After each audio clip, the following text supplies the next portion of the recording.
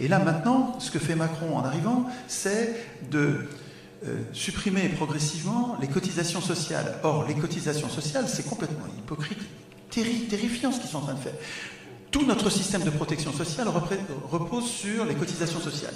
Le système hospitalier, le système des hôpitaux n'est financé que par les cotisations sociales. Quand mes ouvriers, comme vous dites, les ouvriers que sont les parlementaires, donc les gens qui sont à mon service, détruisent la sécurité sociale sans le dire, en disant on baisse les charges et vous allez être mieux payés, nous dit-on. Mais c'est pas vrai. Le salaire, c'est le salaire net, mais le salaire net, c'est que la moitié du salaire. L'autre moitié, ce sont les cotisations, et les présenter comme des charges, c'est une alors je ne veux pas utiliser un mot désagréable, mais c'est une imposture, disons une forfaiture. Quand on baisse les cotisations sociales en disant ce sont des charges, on va améliorer la situation des entreprises. Ouais, mais vous êtes en train de baisser les salaires, mais dramatiquement, et de ruiner les services publics. Regardez la situation à l'hôpital, mais c'est catastrophique. Allez aux urgences. Je suis sûr que vous avez été aux urgences. Regardez aux urgences, demandez aux infirmières. C'est contraire à l'intérêt général. Alors, mes ouvriers, moi je proteste, j'ai envie de dire, mais vous ne faites pas bien votre boulot, mais qu'est-ce que j'ai comme institution là-dedans pour résister? Rien, je n'ai rien. Quand je descends dans la rue, je me fais crever les yeux. Qu'est-ce qu'il faut faire? Donc là, le RIC, on le voit comme un horizon, une lumière au bout du tunnel. On se dit, enfin, on va pouvoir arrêter les parlementaires quand ils nous détruisent la sécurité sociale. Alors, là, je ne suis pas d'accord avec vous, pour au moins deux raisons. La première, c'est qu'Emmanuel Macron a été assez clair là-dedans, sur ce point-là, qu'il y aurait transfert des cotisations sociales, du travail, sur les revenus.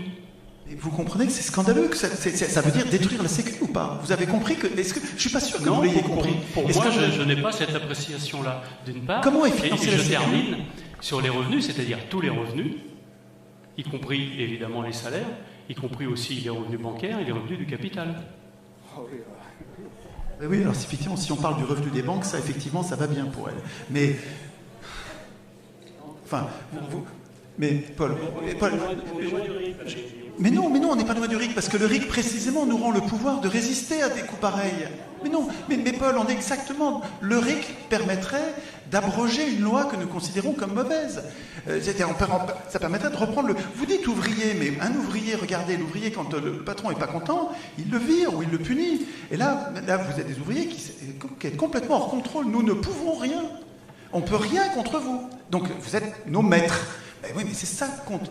Mais Paul, si vous décidez tout à notre place et qu'on ne peut rien faire quand on considère que vous ne nous servez pas bien, qu'est-ce que vous êtes sinon nos maîtres? J'exagère pas quand je dis maître. Dans la définition de la vous avez cinquième... l'air super gentil, donc je suis sûr que vous allez comprendre. Enfin. L'élection est essentielle. Non, moi je suis le maître de personne. Mais effectivement, à un moment donné, oui, on peut prendre une décision. Ça je suis d'accord avec vous. Mais je n'ai pas la même appréciation que vous, effectivement, sur cette chose-là. Oui, c'est vrai. Oui, sur la sécu. Mais on précise la tienne. On peut prendre 5 minutes là-dessus. Ça vaut le coup, effectivement, de préciser. Paul, comment est financé l'hôpital en France?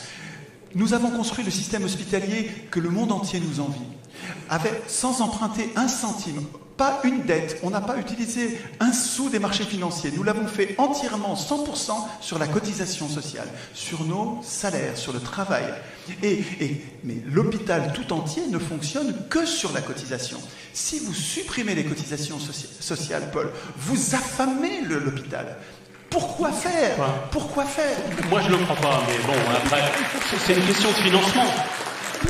Quand vous supprimez le financement, qui est la cotisation sociale, Tu le fais riper sur un autre financement. Mais quel autre financement? Demandez aux infirmières, il n'y a plus assez d'infirmières, il n'y a plus de médecins, mais c'est parce qu'il n'y a pas d'argent dans les hôpitaux, il n'y a plus d'argent. Le problème n'est pas là. Le problème, après, c'est d'augmenter le prélèvement sur ce que vous voulez, soit sur le salaire en ce qui vous concerne, soit sur les revenus en ce qui me concerne. Mais ça, c'est une question, c'est quel pourcentage on met? Parce qu'effectivement, il y a plein de problèmes dans les hôpitaux, il y a un sous-investissement, mais le sous-investissement ne tient pas à ce que vous dites. Il tient au fait que on ne prend pas assez, effectivement, en pourcentage. C'est pas pareil. L'hôpital n'a pas assez d'argent parce qu'on a baissé les cotisations sociales. Mais Paul, pourquoi est-ce qu'on a baissé les cotisations sociales? La baisse des cotisations Non, sociales... c'est pas les cotisations sociales. Parce que la CSG vient compenser et c'est à partir de ce moment-là. Donc, dans ces cas-là, il faut augmenter la CSG. Mais Paul, avoir remplacé les cotisations... C'est Rocard qui a fait ça. Avoir remplacé les cotisations sociales par la CSG, c'est-à-dire par un impôt, c'est une forfaiture, une trahison. C'est ça qui est... Mais c'est le moteur même de la destruction des services publics, c'est de détruire la source de financement en la remplaçant par un impôt, ce qui n'est pas du tout la même chose. C'est absolument majeur ce qui se passe là. Mais vous savez, ça ne se passe pas qu'en France, Paul. Ça fait partie des GOPÉ, ça fait partie du modèle néolibéral qui veut se débarrasser des services publics, qui veut en faire des centres de profit. Mais ils l'écrivent ouvertement, Paul. Dans les GOPÉ, il faut lire les GOPÉ. Vous allez voir que l'objectif, ce sont les assurances, donc les compagnies comme AXA, les grandes compagnies d'assurance, qui regardent la sécurité sociale comme avec les yeux de Tex Avery, parce que c'est un immense centre de profit, un centre de goinfrerie même on pourrait dire, mais ça va marcher beaucoup moins bien. On a le laboratoire qui existe aux États-Unis d'une sécurité sociale qui est financée par des assurances privées, mais c'est cauchemardesque. Les pauvres ne sont pas soignés. Il faut lire le bouquin Made in USA d'Esmurger, un bouquin scientifique, je vous promets que c'est extrêmement documenté. Les pauvres aux États-Unis ne sont pas soignés parce qu'il faut être riche pour être soigné. C'est vers ça qu'on va. Mais c'est scandaleux et nous n'avons pas moyen de résister. Paul, on a besoin du RIC parce qu'on a besoin d'un moyen d'arrêter les parlementaires quand ils ne servent pas l'intérêt général. Mais la Sécu, je vois bien les hôpitaux qui sont en train d'être affamés financièrement, qui ne peuvent plus marcher. Il y en a encore, il y a une personne qui est morte la semaine dernière dans les urgences, dans les couloirs, parce qu'on ne pouvait pas s'occuper d'elle. Non mais, ici c'est scandaleux parce que ça commence à arriver. Je vous dis, aux États-Unis, ça arrive tout le temps. Les gens meurent, s'ils n'ont pas les moyens de se soigner, s'ils n'ont pas d'argent, et c'est pratiquement la moitié des Américains, ils meurent faute de soins. Donc quand je dis que c'est criminel, je pèse mes mots. Il y a des gens qui vont mourir parce qu'ils ne peuvent pas se soigner. Vous n'avez pas les moyens de vous payer une opération. Nous, quand on a besoin d'une opération à cœur ouvert, on nous la fait même si on est pauvre. Aux États-Unis, pas du tout, vous crevez. Après, comment on fait? Comment la grand-mère du coin peut donner aussi son avis, alors qu'elle n'a pas Internet, qu'elle n'a pas tout un tas de choses. Enfin, il y a plein de choses qui se posent. Comment on fait alors que, bon, vous êtes plus à 517 KO peut-être quand même, enfin bon, il y a des fois c'est pas toujours simple. Comment on vérifie aussi? Parce que le problème, il est là. Avec certains hackers russes, on peut se demander si finalement ils n'arriveraient pas à faire voter à droite ou à gauche. Bah oui, mais... c'est moi qui suis traité de complotiste d'habitude, hein. C'est moi le complotiste, c'est pas vous. Ouais, mais bon, moi je me méfie de temps en temps aussi. Ah, c'est marrant ça. Pourquoi toujours les Russes? On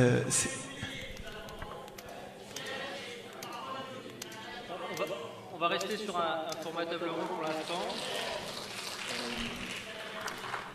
Est-ce qu'on révoque Emmanuel Macron pour haute trahison?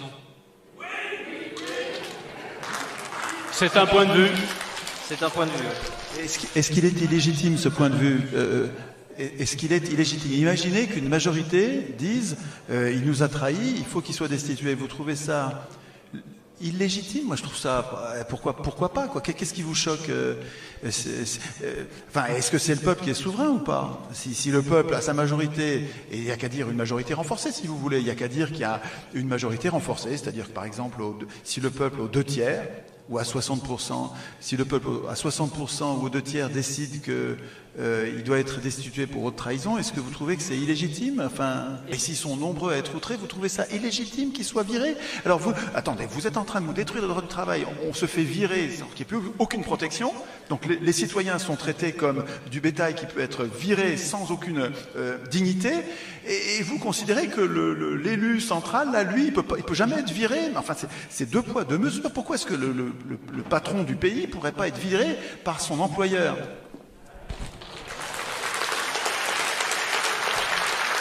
Soyez logique, soyez libéral. Si on n'est pas content, si l'employeur n'est pas content du président, pourquoi? Ça me paraît pas excessif.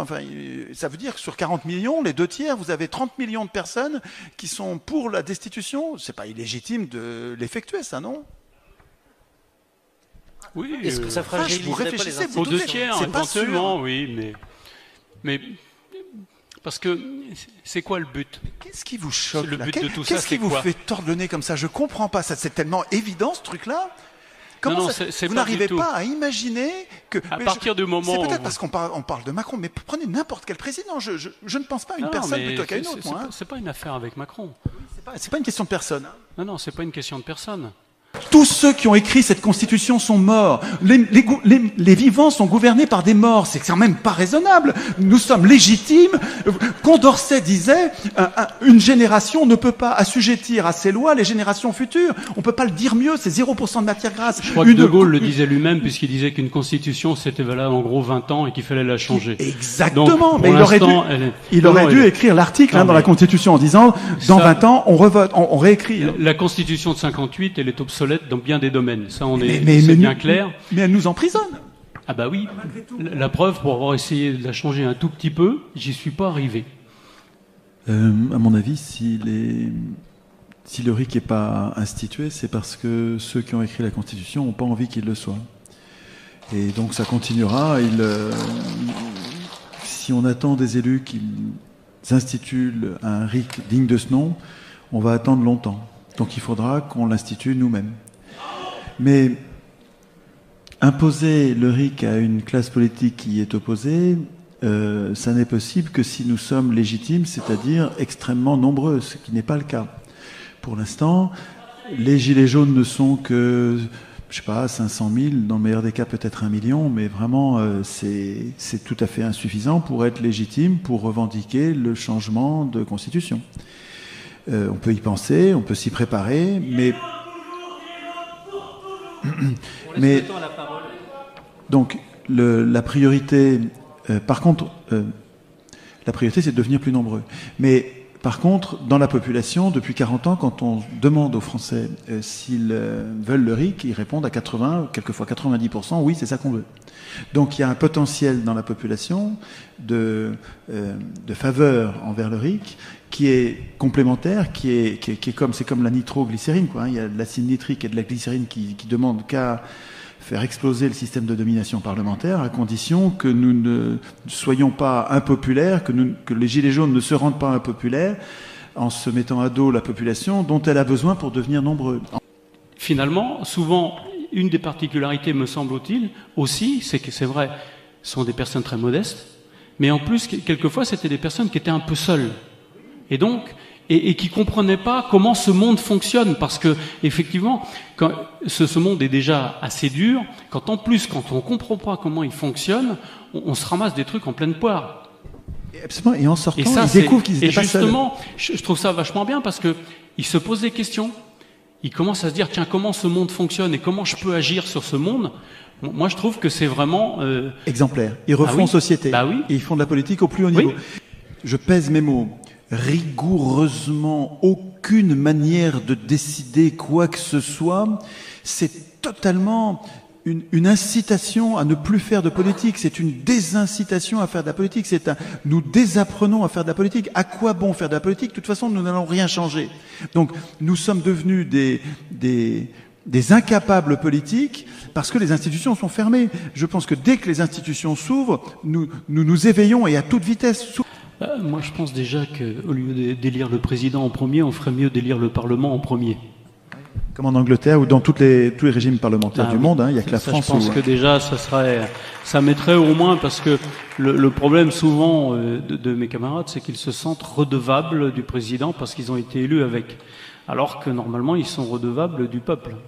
Vous savez, vu des citoyens, bon, mais ça c'est parce que je suis complotiste, mais j'ai l'impression que je ne vais pas dire politiciens, mais les professionnels de la politique ne sont jamais punis. Ils sont toujours du sursis, ils ont toujours du sursis. Vous regardez Cahuzac qui a piqué dans la caisse, qui était normalement un exemple et qui est en fait un contre-exemple, c'est littéralement diabolique ce qu'il a fait. Il est toujours pas puni, il joue au golf. Et c'est tous comme ça. Donc, alors que nous, les gilets jaunes qui ont fait, qu'est-ce qu'ils avaient? Le gars, il avait des lunettes de piscine. Cette dame, elle avait des lunettes de piscine. Elle allait à la piscine, elle n'était pas à la manifestation, elle allait à la piscine, elle avait ses lunettes de piscine, on l'a piqué dans son sac, on a trouvé des lunettes de piscine, on l'a mis, je crois, en garde à vue, maintenant elle est fichée, alors c'est pas fichier S, mais c'est le fichier, mais c'est complètement... Alors, nous autres, on est punis à vitesse grand V, et les politiciens, les professionnels de la politique, jamais, on dirait qu'il y a comme une collusion. Les politiciens protègent les juges protègent les politiciens, mais bon, il y a quelque chose de complètement vérolé dans les institutions. Il y a un truc, les pouvoirs se sont comme protégés les uns les autres en écrivant eux-mêmes les règles du pouvoir. Vous voyez ce que je veux dire? Ça, c'est complotiste, mais c'est pas mal d'être complotiste. Un citoyen, c'est vigilant, donc ça cherche les complots, ça les dénonce. C'est le boulot d'un citoyen de chercher les complots et d'en dénoncer. Quelquefois, il va aller trop loin. Bon, c'est vrai qu'il y en a qui sont paranoïaques et qui en voient trop, mais c'est pas grave. Quand il dénonce un complot qui n'a pas lieu, qui est pas réel, eh ben voilà, bon, il s'est trompé. Mais quand cette espèce d'accusation de chasse aux complotistes, elle voudrait quoi? Que les citoyens ne détectent plus les complots. Mais c'est une extravagance. Ça veut dire, il peut pas y avoir de démocratie sans avoir des citoyens vigilants. Le complotisme, c'est la vigilance des citoyens. Et si vous voulez, les mêmes qui ont ôté ses yeux au peuple lui reprochent d'être aveugle. On nous reproche de pas avoir de discernement dans la recherche des complots, alors qu'on nous désinforme en laissant les ultra riches acheter. Il y a 9 milliardaires qui ont acheté tous les journaux du pays. On est désinformés, donc on cherche où sont les complots avec peu d'informations. Mais c'est extravagant de nous reprocher ça comme si on était des paranoïaques, alors qu'en fait, on fait notre boulot de citoyen. Hein, donc complotiste, c'est pas mal. C'était une parenthèse. D'accord. Bon,